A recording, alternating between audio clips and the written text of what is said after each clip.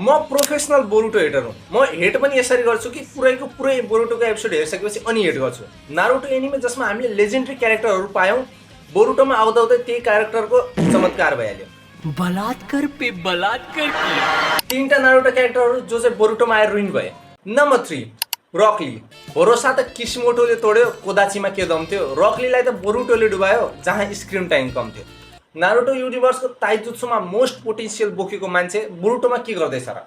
Screen time पनि पाउन लागेको छैन राम्ररी। यो क्यारेक्टरले लास्ट टाइम कहिले लडेको थियो मलाई थाहा पनि छैन, मलाई याद पनि छैन। बस एउटा साइड क्यारेक्टर बनाएर राखेको छ यसलाई। Number 2 Sasuke. मेरो केटो जसले हिडन लिफलाई बर्बाद गर्न खोज्यो, एउटा एस्ट्रोइडलाई आधामा स्ल्यास गर्यो, फुल पावर मादरासँग लड्यो, अब डाइनोसरको चल्लासँग लड्नमा छ। र नारुटोको 720 एपिसोडमा कसैलाई नलागेको कुनै यसैको आँखामा लाग्यो, त्यो नि रिन्नेगानमा। One of the most powerful आइमा, वाह। Number 1 Naruto. यो क्यारेक्टरले जिन्दगीभरि मेहनत गर्यो होकागे बन्नलाई, र लास्टमा जब होकागे बन्यो पनि शपथ ग्रहण गर्दाखेरि बोरुटो सिरिजले यस्तो नराम्रो गर्यो योसँग।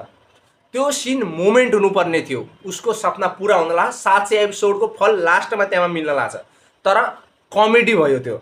अब तिमीहरू कमेन्टमा लेख कि कुन कुन क्यारेक्टरहरू रुइन भयो बोरुटोमा आएर, र म कमेन्ट हेर्न लाग्छु मजाले, चिन्ता नगर। र त्यति बेला चाहिँ मलाई बाई।